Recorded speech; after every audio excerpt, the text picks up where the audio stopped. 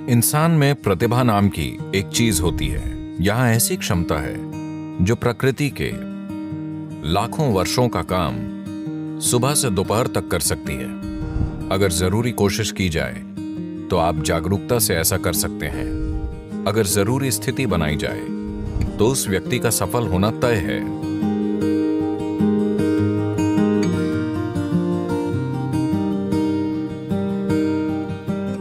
बात छोटी हो या बड़ी कोई फर्क नहीं पड़ता। मनुष्य अपने हर काम में सफल होना चाहता है। जीवन में अनंत दरवाजे मौजूद हैं। आप बहुत मेहनती हैं तो आप कुछ दरवाजे खोलेंगे। आप बुद्धिमान हैं तो कई दरवाजे खोलेंगे। पर अगर आप वाकई जीवंत हैं तो दरवाजे खुद खुलेंगे। सफल होना लोगों के लिए इतना जटिल हो जाता है कि वो सफलता क्यों चाहते हैं ये आम तौर पर वो बिल्कुल भूल जाते हैं और वो सफलता के सिद्धांत बुनना शुरू कर देते हैं। हर तरह के सिद्धांत, जैसे सफलता क्या होती है। क्या मैं चुटकुला सुना सकता हूं? आप बहुत गंभीर दिख रहे हैं।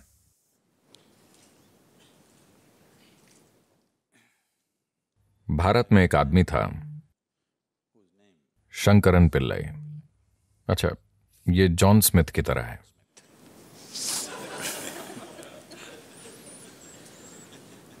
उनका बेटा अमेरिका आया। जाहिर है एक भारतीय युवक, यानी वो एक सॉफ्टवेयर इंजीनियर था।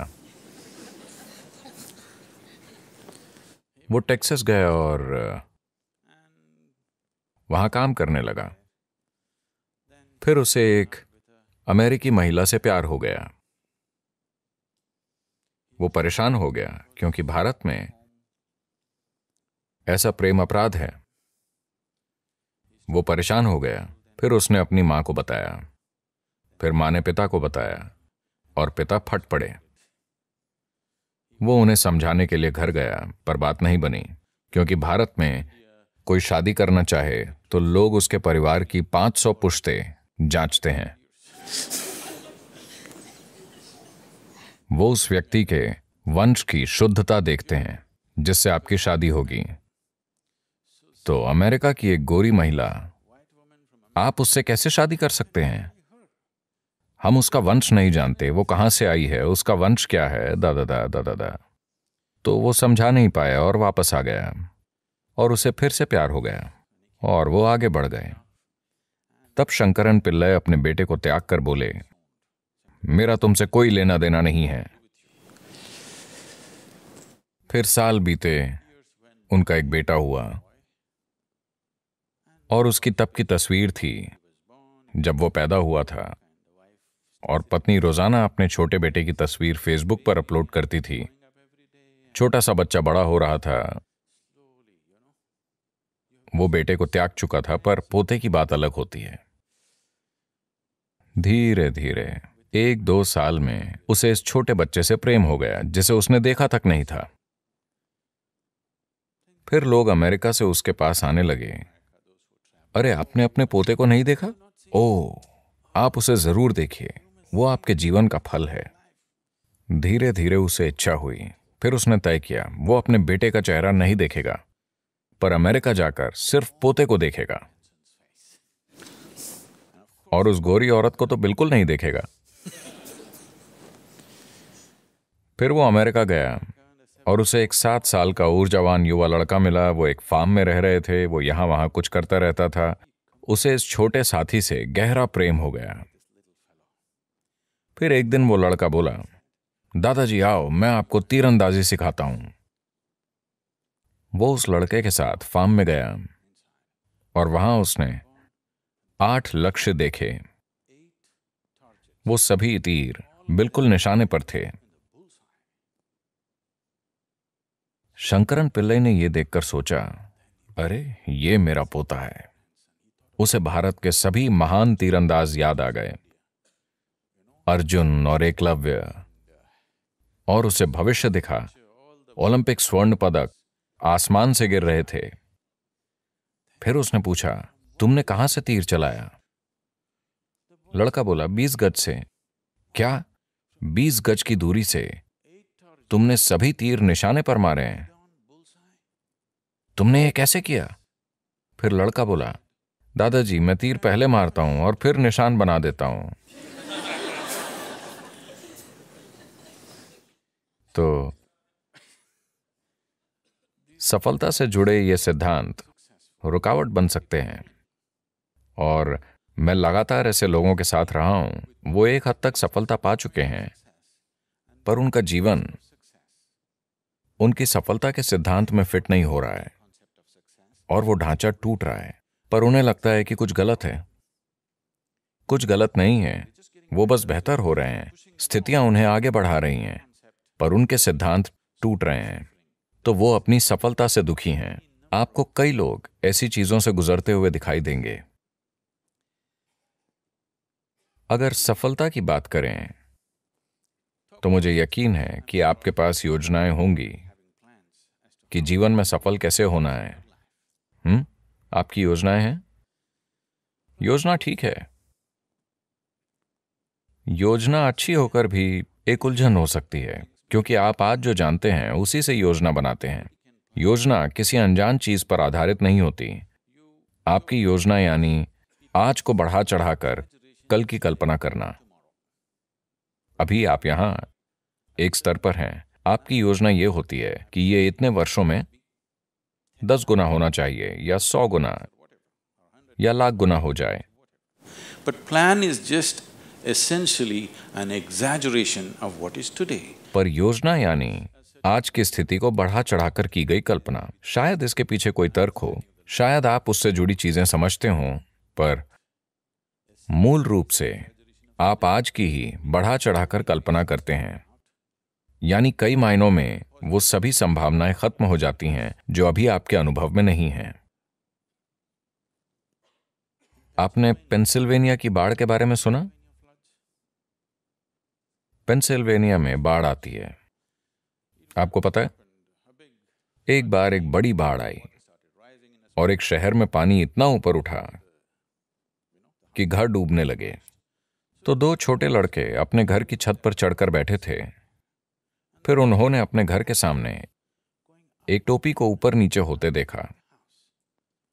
एक ने पूछा, वो टोपी ऊपर नीचे क्यों हो रही है? दूसरा बोला, चिंता मत करो, वो मेरे पिताजी हैं। कल उनका मेरी मां से झगड़ा हुआ था और उन्होंने प्रण लिया था, नरक या ऊंचा पानी, मैं लॉन जरूर काटूंगा।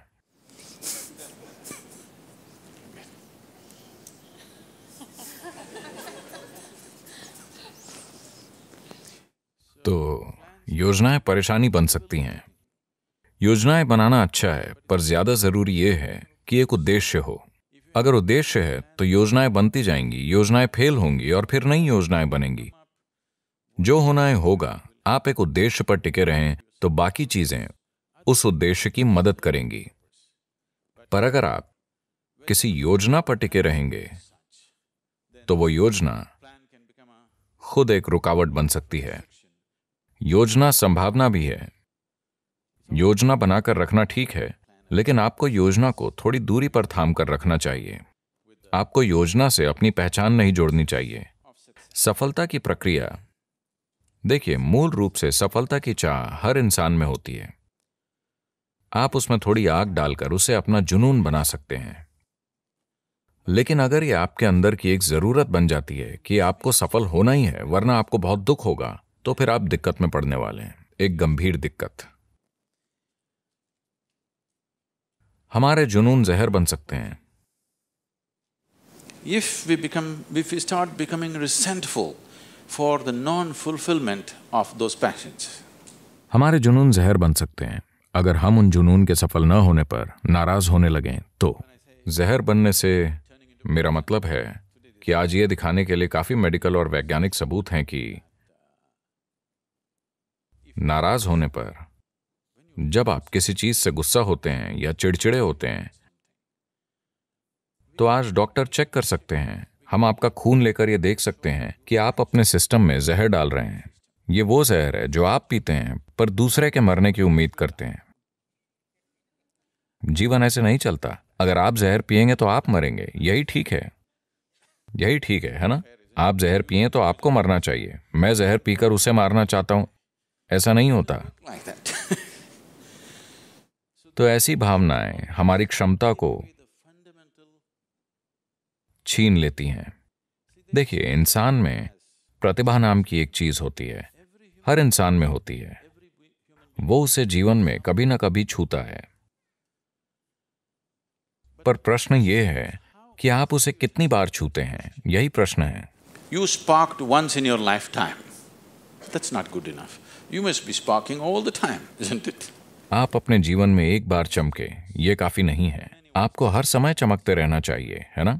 प्रतिभा क्या होती है, इसे समझने के कई तरीके हैं, पर सबसे आसान तरीका यह है कि हम हमेशा तार्किक विचारों को ही बुद्धि मानते हैं।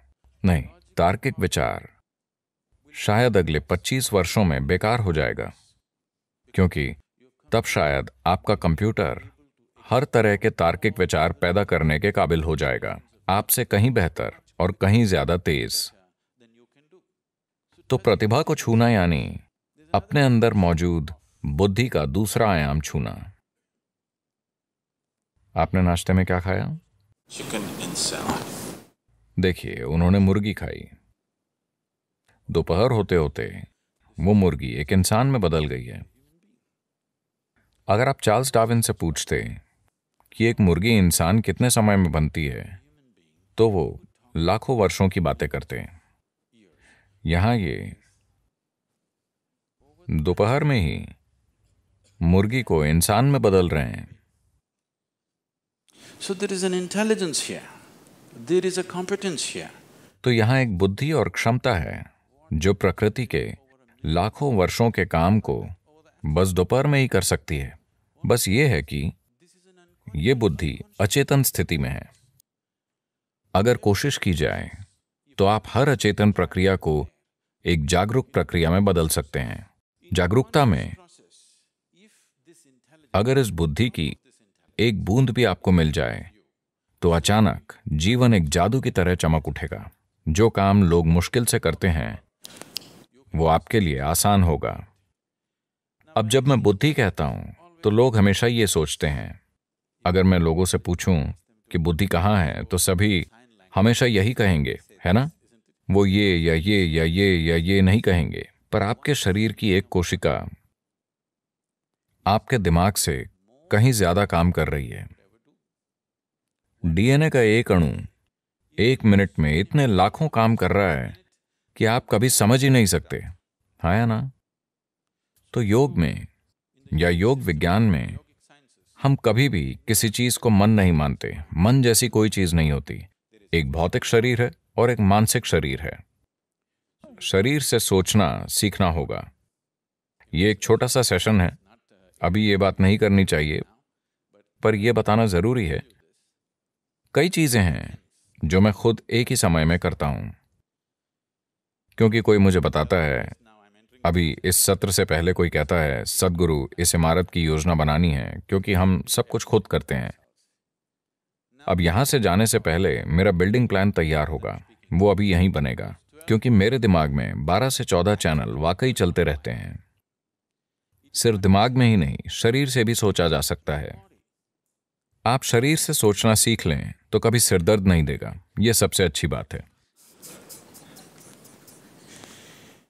इतनी जिम्मेदारियां हैं और कई चीजें एक साथ चल रही हैं, तो क्या तनाव नहीं होता? बिल्कुल नहीं होता, क्योंकि आप अपने एक गहरे आयाम का इस्तेमाल कर रहे हैं और सभी कर सकते हैं। यह आयाम सभी में है। शायद आपके तर्क का स्तर किसी दूसरे से कम हो, सभी की तार्किकता अलग अलग होती है, पर हर इंसान, अगर आप एक गाजर खाते हैं तो उसे पचा सकते हैं, यानी आप में बुद्धि का एक और आयाम है। हाँ, अगर कोई व्यक्ति ऐसी स्थिति बनाए कि सिस्टम के अंदर जो भी है वो आपके लिए उपलब्ध हो, तो ऐसे व्यक्ति का सफल होना तय है।